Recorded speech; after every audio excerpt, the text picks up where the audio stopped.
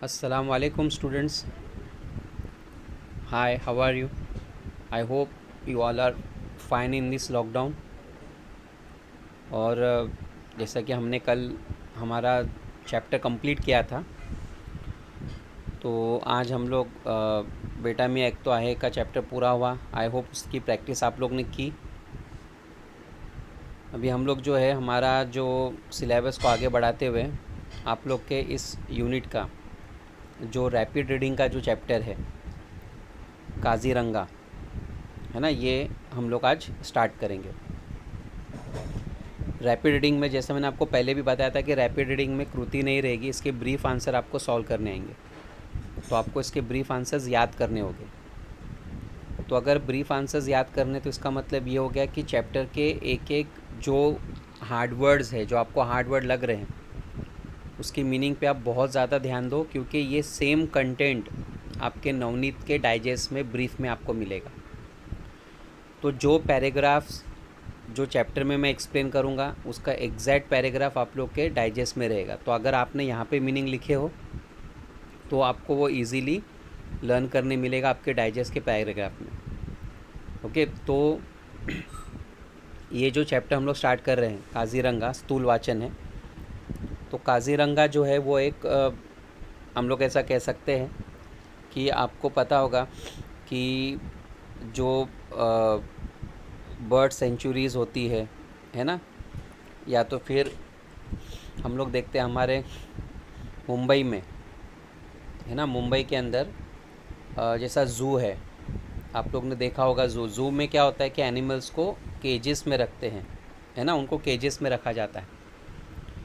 लेकिन उसके अलावा जो ओपन ज़ू होते हैं, ओके, ओपन ज़ू, जैसे हमारे मुंबई के अंदर भी एक ओपन ज़ू है। तो जो ओपन ज़ू होते हैं उसमें जो एनिमल्स होते हैं ना, वो एकदम फ्रीली घूमते हैं, मतलब उनको किसी भी केज में नहीं रखा जाता। तो इस प्लेसेस में क्या होता है कि जो एनिमल्स होते हैं वो फ्रीली घूमते हैं, उनको कोई केजेस में नहीं रखते। तो इसको मराठी में कहते हैं अभयारण्य, जिसका इंग्लिश में एग्जैक्ट मीनिंग होता है सेंचुरी। और इसको हम लोग इजीली समझेंगे तो इसको हम कह सकते हैं नेशनल पार्क। जैसा हमारे मुंबई में देखो नेशनल पार्क है, कभी आपने अगर विज़िट किया होगा। तो ये जो हम लोग चैप्टर पढ़ने वाले हैं काज़ीरंगा, ये एक अभयारण्य है, जिसका मतलब होता है सेंचुरी। तो काज़ीरंगा अभयारण्य मतलब काज़ीरंगा नेशनल पार्क। तो ये चैप्टर में हम लोग काज़ीरंगा नेशनल पार्क के बारे में पढ़ेंगे, जो आसाम में लोकेटेड है, ठीक है। और हमारे इंडिया का बहुत ही बड़ा, है ना, बहुत बड़ा नेशनल पार्क है ये। यानी इसको एक्चुअली कंपेयर किया जाता है अफ्रीका से, अफ्रीका के फॉरेस्ट एरिया से। तो आप सोचो कि अगर अफ्रीका से इसको कंपेयर किया जा रहा है तो इसकी ब्रॉडनेस, इसकी लेंथ कितनी होगी। तो ये चैप्टर हम लोग आराम से पढ़ेंगे, कोई घाई नहीं है, 2 पार्ट में पढ़ेंगे ताकि आपको इजीली समझे, है ना। मीनिंग्स पे ध्यान देना। तो पहला इसका परिचय देख लो। परिचय सेकेंड पैराग्राफ सिर्फ एक लाइन में है, ऊपर से 5th लाइन। वसंत अवसरे इसके राइटर है। प्रस्तुत पाठात इन दिस चॅप्टर लेखकांनी, रायटरने काझीरंगा अभयारण्याच्या जंगल सफारीचे, काझीरंगा अभयारण्याच्या, काझीरंगा अभयारण्य मतलब बताया आपको मैंने काझीरंगा नेशनल पार्क के जंगल सफारीचे वर्णन केले आहे। जंगल सफारीचे वर्णन मतलब फॉरेस्ट में जब वो घूमे, यानी उस नेशनल पार्क में जब वो सफारी के लिए निकले। सफारी आपको पता है नेशनल पार्क में जीप वगैरह होती है, कार होती है, इसमें घुमाया जाता है पूरे नेशनल पार्क को। तो वो जो घूमना होता है उसको कहते हैं जंगल सफारी, है ना। आपको तो ये वर्ड तो देखो, फॉरेस्ट सफारी आपको तो पता ही है कि फॉरेस्ट सफारी मतलब आपको पूरे जंगल में घुमाया जाता है। तो राइटर ने काज़ीरंगा अभयारण्य का जो जंगल सफारी का जो एक्सप्लेनेशन है वो अपने ओन वर्ड्स में यहाँ पे किया है। ओके, बहुत अच्छा चैप्टर है, इससे आपको बहुत अच्छी मतलब नॉलेज मिलेगी काज़ीरंगा नेशनल पार्क की। वहाँ के एनिमल्स के बारे में, वहाँ के बर्ड्स के बारे में। ओके, इसके ब्रीफ आपको याद करने होंगे, तो ध्यान दीजिएगा बराबर से स्टूडेंट्स। देखो हम लोग चैप्टर स्टार्ट करते हैं। सुमारे, नियर अबाउट, नियरली 265, 256, ओके 256 चौरस kilometre, square kilometre, around 256 square kilometre विस्तार असलेली,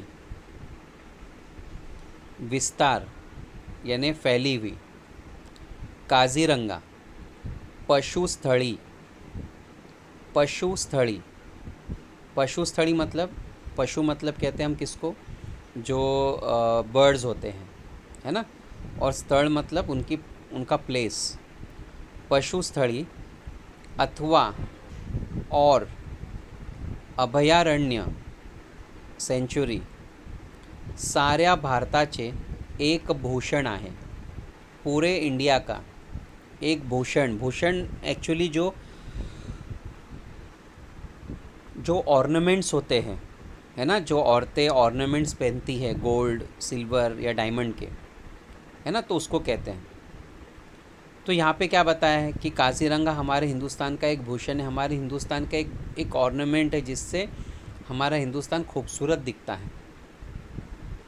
एक अफ्रीका सोडल्यास, अगर हम अफ्रीका को अगर अवॉइड करें, इतके विविध, इतने वेराइड, डिफरेंट काइंड्स ऑफ, आणि असंख्य पशु पक्षी, असंख्य अनकाउंटेबल पशु पक्षी, बर्ड्स, एनिमल्स, आसाम शिवाय, आसाम के अलावा जगाच्या पाठीवर इतरत्र कुठेच आढळत नाही।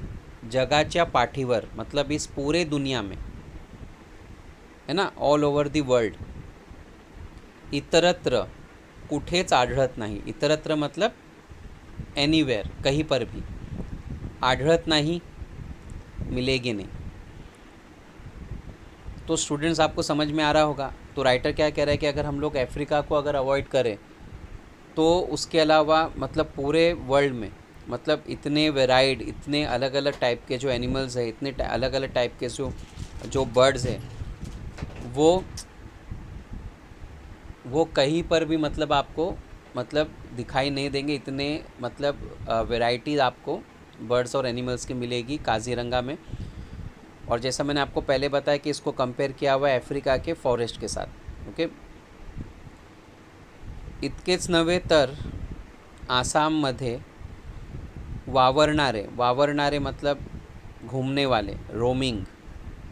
ओके, आसाममध्ये वावरणारे काही काही प्राणी, सम एनिमल्स, कुछ ऐसे एनिमल्स हैं, जगाच्या पाठीवर, वही पूरे वर्ल्ड में, दुसरीकडे कुठेही आढळत नाही। दुसरीकडे मतलब कहीं पर भी, आढळत नहीं मतलब दिखाई नहीं देते। तो यहाँ पे कैसे, मैंने आपको पहले ही बताया कि कंपैरिजन है, तो यहाँ पे ऐसा कंपैरिजन किया है कि कुछ ऐसे एनिमल्स हैं जो आपको पूरे वर्ल्ड में कहीं पर भी नहीं मिलेंगे, जो सिर्फ कहाँ पे हैं, आसाम में है। तो आपको समझ में आ रहा होगा कि आसाम का जो काजीरंगा है, इस पे हमें प्राउड फील करना चाहिए, बिकॉज़ ये हमारे इंडिया में है।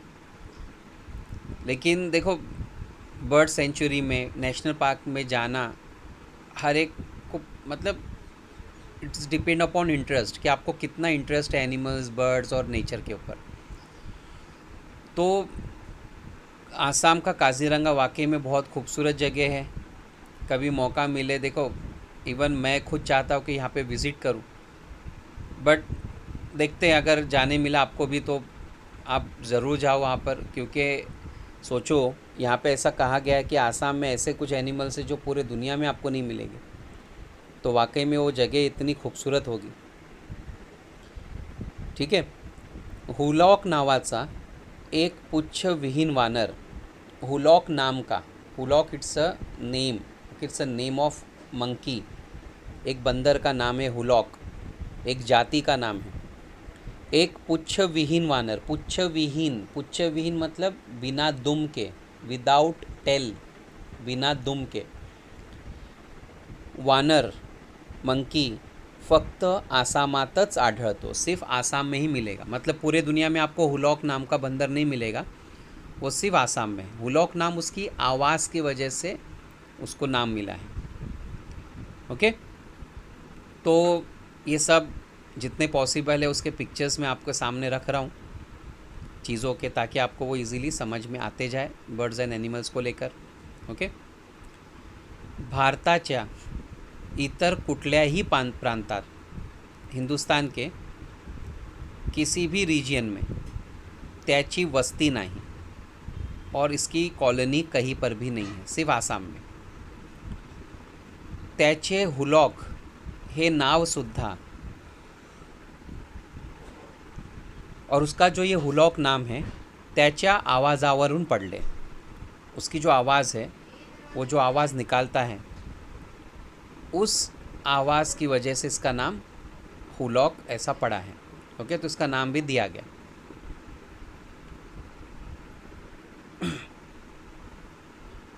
आई होप स्टूडेंट समझ में आ रहा है आपको चैप्टर. आगे बढ़ते हम लोग नेक्स्ट पैराग्राफ की तरफ.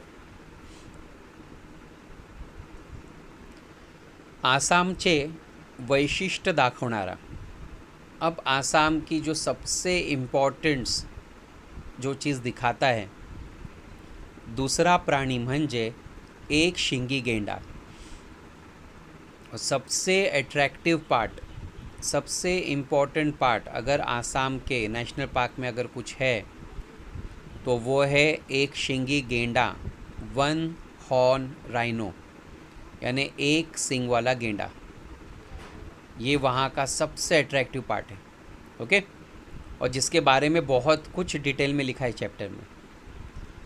राज्याचे प्रतीक म्हणून उस स्टेट का ॲज अ सिम्बल, प्रतीक ॲज अ सिम्बल म्हणून आसामात ठिकठिकाणी, वेरियस प्लेसेस, बहुत अलग अलग जगह पर त्याचे पुतळे उभारलेले आढळतात.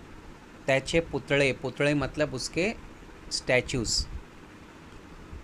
अब एक शिंगी गेंडा जो है, वन हॉर्न राइनो जो है, वो आसाम राज्य का एक सिंबल है. इसलिए आप आसाम में अगर देखोगे तो बहुत सारे जगह पर उसके आपको स्टैचूज़ मिलेंगे, है ना, वन हॉर्न राइनो के.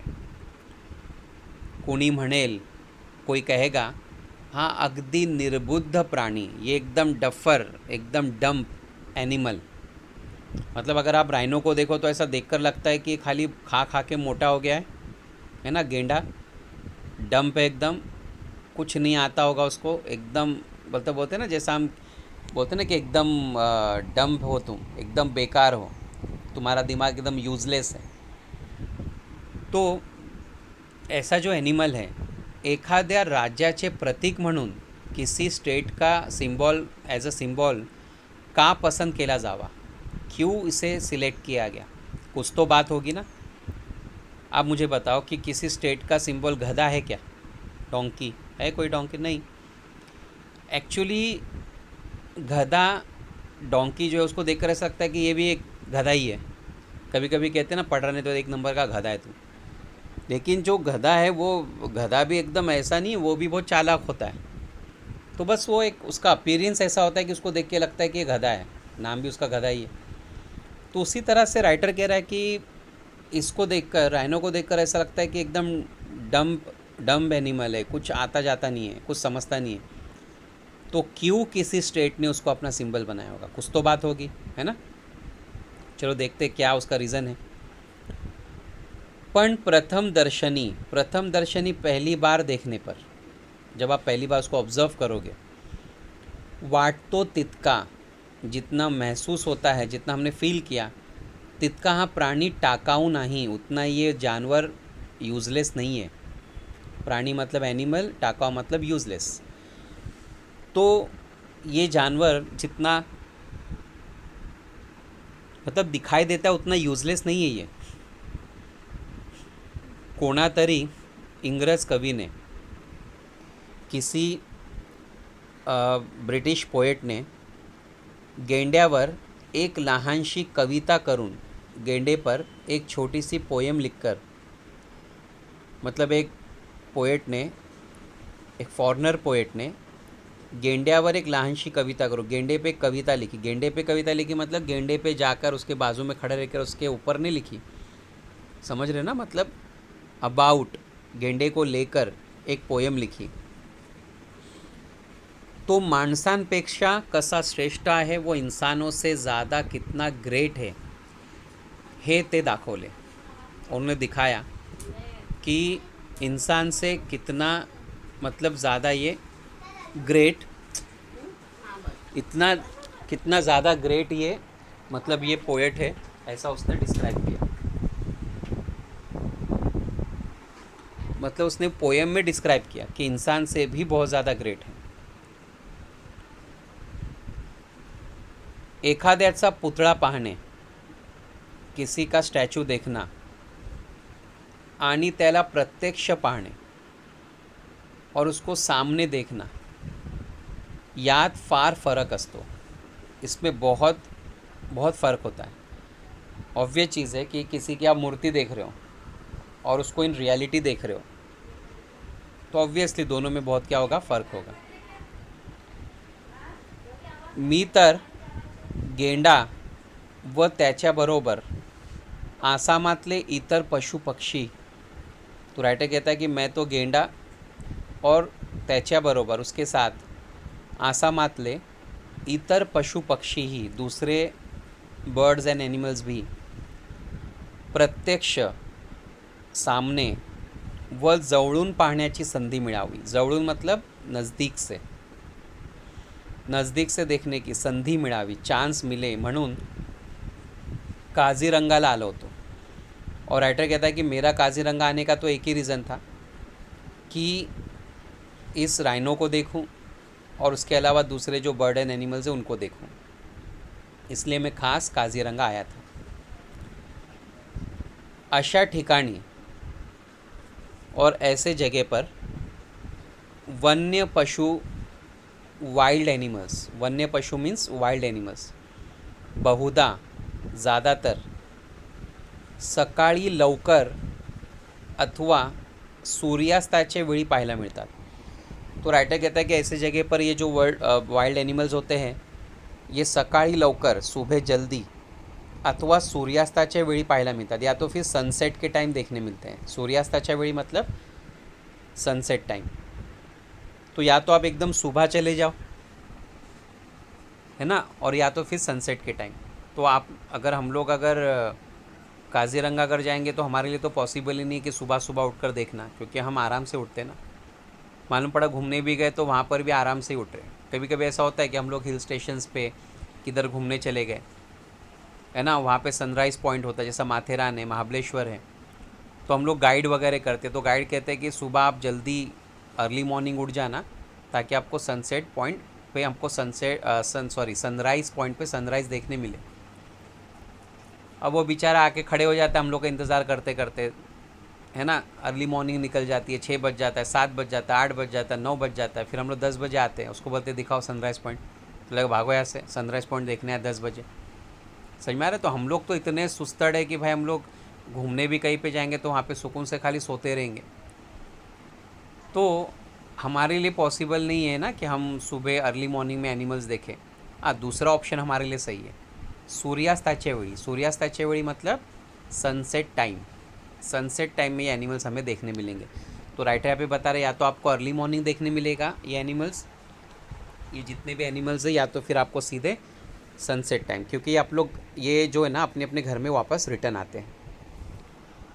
आदल्या रात्री मतलब इसके पहली रात में, ओके, खूप पाऊस पडला होता, बहुत बारिश हुई थी। तेव्हा सकाळी जर पावसाची बुरबुर चालू राहिली, अगर सुबह बारिश अगर इसी तरह रही, तर जंगलात जाणे कठीण, तो जंगल में जाना बहुत डिफ़िकल्ट है, हे मी जाणून होतो, ये मुझे पता था। तो राइटर कहता है कि एक रात पहले बहुत बारिश हुई और अगर ये बारिश इसी तरह रही तो फॉरेस्ट में जाना मेरे लिए इम्पॉसिबल है, ये मुझे एहसास था। पण माझे नशीब ज़ोरदार होते, लेकिन मेरी जो नसीब थी, मेरा जो किस्मत था वो बहुत ही स्ट्रॉन्ग था, बहुत मस्त था. दुसऱ्या दिवशी सकाळी आकाश पूर्णपणे निरभ्र होते और दूसरे दिन पूरा आसमान क्या था, खुला था, है ना.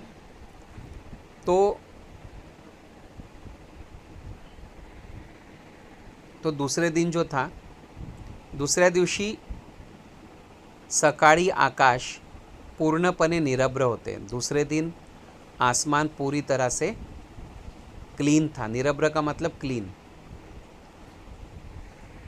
पूर्वेचा वारा पण इतका शांत होता, पूर्वेचा और पूरब की तरफ से, ईस्ट की तरफ से बहने वाली हवा इतनी शांत थी कि जंगलात फिरणाऱ्या जनावरांना, फॉरेस्ट में घूमने वाले जो एनिमल्स हैं, वाइल्ड एनिमल्स हैं, आमचा वासही येणे कठीण होते.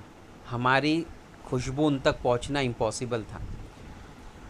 देखो, इनके जो सेंस होते हैं ना, स्मेलिंग जो सेंस होते हैं बहुत स्ट्रांग होते हैं. तो राइटर यहाँ पे कह रहा है कि ईस्ट से बहने वाली हवा भी इतनी स्लो थी कि हमारी खुशबू वहाँ तक जाएंगी नहीं, एनिमल तक. तो इनके सेंसेस जो होते हैं, ख़ास करके इनकी जो नाक होती है, इनकी स्मेल करने की जो सेंस होती है बहुत स्ट्रांग होती है. बहुत दूर से कई कुछ तो एनिमल से कई किलोमीटर तक सेंस कर सकते हैं खुशबू को. तो उन तक हमारी खुशबू पहुंचना इम्पॉसिबल थी. तो इसका मतलब वो लोग भी यहाँ वहाँ भागने वाले नहीं थे, उनको नहीं पता चलेगा कि इंसान आने वाले. काझीरंगाची भूमी ही कर्दम भूमी आहे. काझीरंग की जो ज़मीन है ये कर्दम भूमी मतलब दलदल वाली है ना, दलदल, मड है. इथल्या कमरे इतक्या चिखलातून, हमारे कमर तक के कीचड़, सोचो इतना कीचड़ है कि हम कमर तक धंस जाएंगे.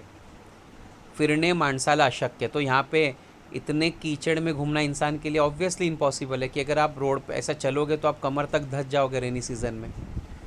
शिवाय इथे सर्वत्र, इसके अलावा यहाँ पे सब जगह इतके उंच गवत वाढलेले आहे, इतने ऊंचे ऊंचे ग्रास है कि त्यात हत्तीवर बसलेला माणूसही लपून जातो. कि उसके ऊपर समझो अगर एलिफेंट के ऊपर अगर कोई आदमी बैठा है तो वो भी छुप जाएगा. हत्तीवर, सोचो एलिफेंट पे बैठा हुआ आदमी वो भी छुप जाएगा. इतने लंबे लंबे यहाँ पे क्या है, ग्रास है. समझ में आ रहा है ना स्टूडेंट? आई होप चैप्टर समझ में आ रहा है आप लोगों को स्टूडेंट. और मैं बहुत आराम से पढ़ा रहा हूँ. मैंने पहले ही बोला आपको कि एक लेक्चर में ख़त्म नहीं करेंगे हम लोग, आराम से पढ़ेंगे क्योंकि आपको उसके ब्रीफ याद करने हैं, है ना. तो इतना थोड़ा पढ़ाने का मकसद क्या है कि आप 1 से 2 बार फिर पढ़ो, फिर रिवाइज करो चैप्टर, फिर उसके ब्रीफ पे ध्यान दो. इम्पॉर्टेंट चैप्टर है ये. ओके. तो हम लोग देख रहे हैं कि बारिश में इतना कीचड़ है ना कि आदमी चल नहीं सकता. घास की हाइट इतनी कि आप एलिफेंट पे बैठे हो, सोचो आप एलिफेंट पे बैठकर भी उस पर बैठा हुआ आदमी इस पर छुप जाएगा, है ना. इतनी लंबी लंबी घास. प्रवाशांना या जंगलात फिरून, प्रवासी मतलब जो टूरिस्ट यहाँ पे घूमने आते हैं, उनको या जंगलात फिरून आणण्यासाठी, इस फॉरेस्ट में घुमाने के लिए. अब टूरिज़्म ज़्यादा है वहाँ पर क्योंकि दुनिया से लोग आते हैं वहाँ पर आसाम का फॉरेस्ट देखने. अब वो पैदल तो नहीं चल सकते इतने कीचड़ में, इतनी दलदल में. आसाम सरकार ने और इसके लिए आसाम गवर्नमेंट ने 15-20 हत्ती, 15 से 20 एलिफेंट खास शिकवून तयार ठेवले आहे, खास ट्रेनिंग दे के रखी है. तो आसाम गवर्नमेंट ने 15 से 20 एलिफेंट ट्रेन करके रखा है ताकि वो इन टूरिस्ट को घुमा सके. वेल ट्रेन होते हैं वो, अच्छे से ट्रेन किए जाते हैं. हे हत्ती, अब उनकी क्वालिटीज़ क्या है कि ये जो एलिफेंट है वन्य पशुंना घाबरत नहीं. पहली बात तो ये वाइल्ड एनिमल से डरते नहीं. अगर इनके सामने शेर भी अगर आ जाए ना तो भी ये डरेंगे नहीं और वो अपने ऊपर बैठे हुए टूरिस्ट इन लोगों को संभाल लेते हैं. वह दाट गवतातून, दाट मतलब होता है डेंस, घने घास में से ते मार्ग काढू शकतात. और इनकी क्वालिटी क्या है कि वो उस घने घास से वो आराम से धीरे धीरे अपना रास्ता निकालते हुए चलते हैं. साधारणतः नॉर्मली असा समज आहे ऐसी सोच है, ऐसी लोगों की एक समझ है की गेंडा हत्तीच्या अंगावर चालून जातो.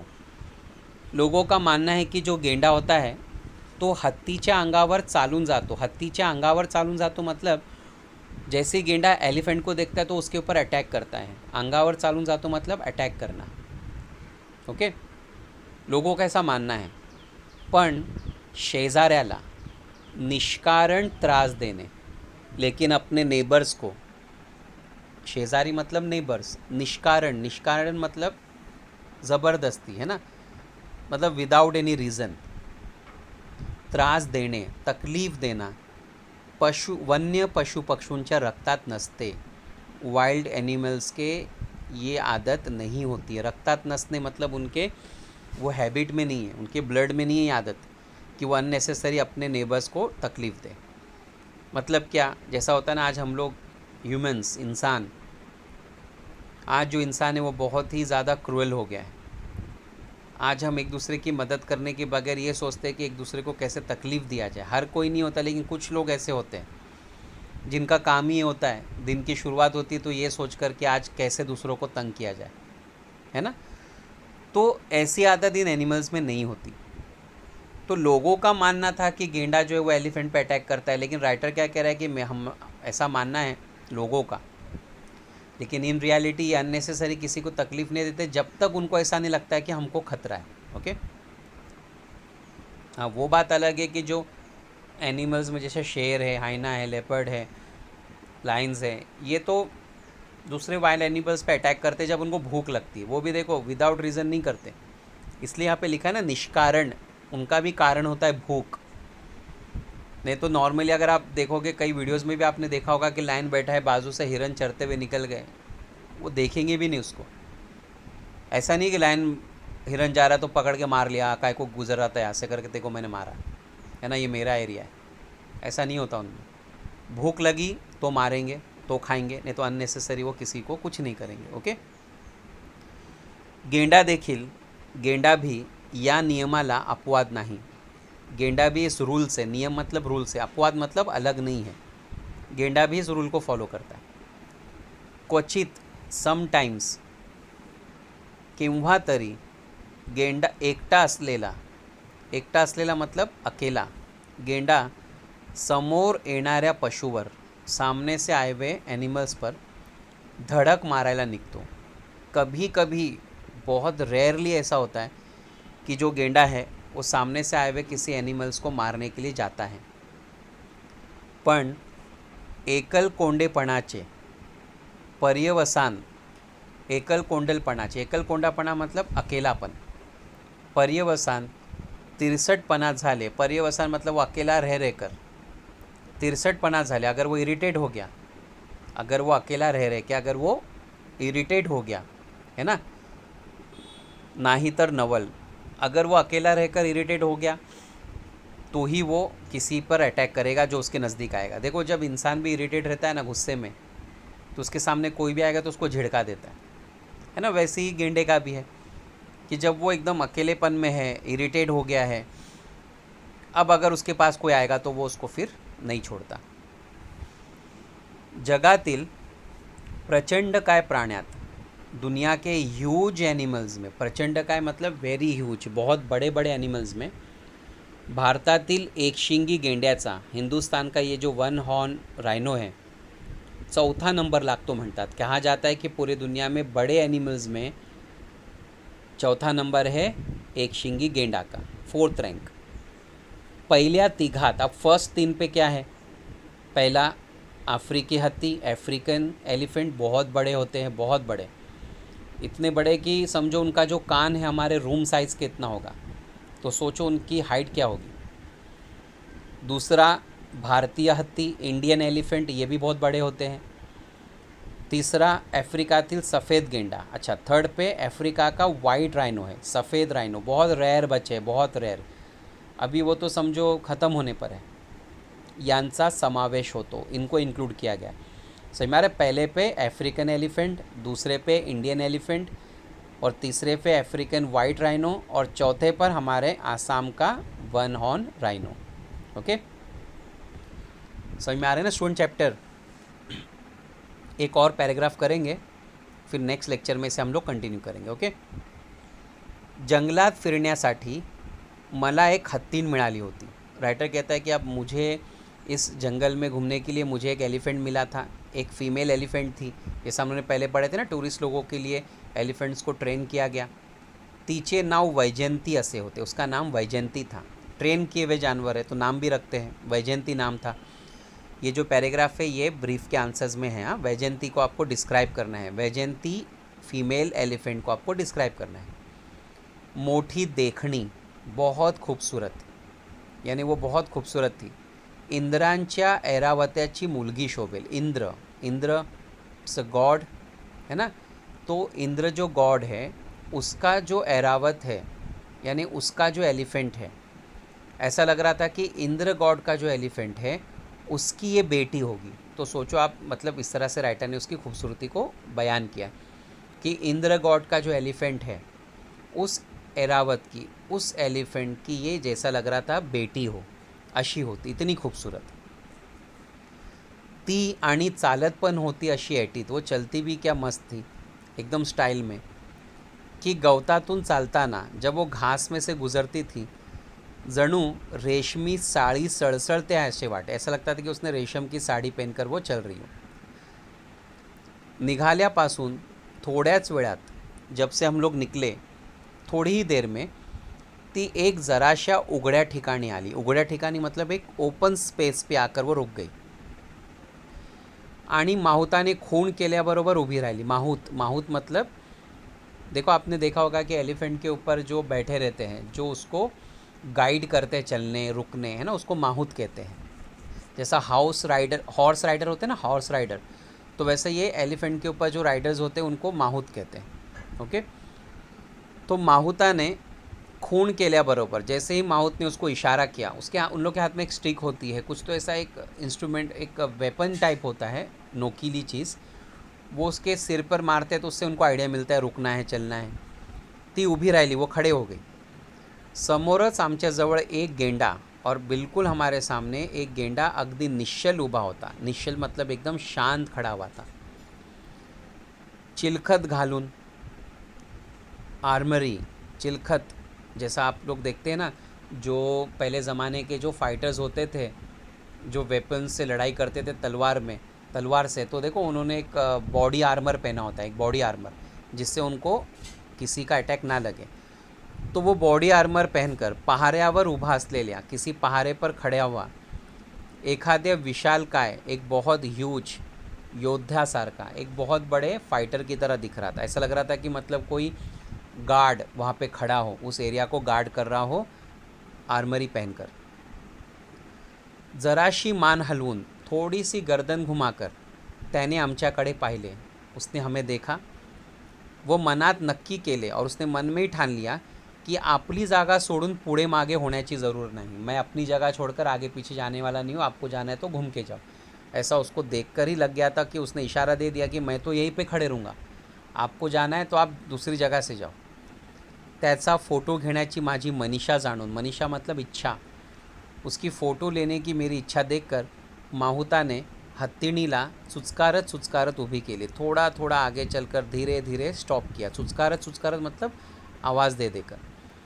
मी गेंड्याचे मनसोक्त फ़ोटो घेतले, और मैंने दिल भर के उस गेंडे की फ़ोटो लिया. मनसोक्त मतलब दिल भर के. ओके. तो आई होप स्टूडेंट ये पैराग्राफ भी आपको समझा है कि राइटर यहाँ पे वही बता रहा है कि आर्मरी पहनकर ऐसा लग रहा था कोई गार्ड खड़ा है, राइटर को फ़ोटो लेना था. धीरे धीरे लोग आगे गए, वहीं पे रुककर उसने दिल भर के उसके फ़ोटो क्लिक किया. तो ये चैप्टर को हम लोग यहीं पे स्टॉप करते हैं. मैंने कुछ इमेजेस रखा हूँ इस चैप्टर की इन बिटवीन, और एक वीडियो यहाँ पे मैं लास्ट में दे रहा हूँ, थोड़ा सा आप ये देख लो. ओके. उसके बाद में हम लोग चैप्टर को नेक्स्ट लेक्चर में कंटिन्यू करेंगे.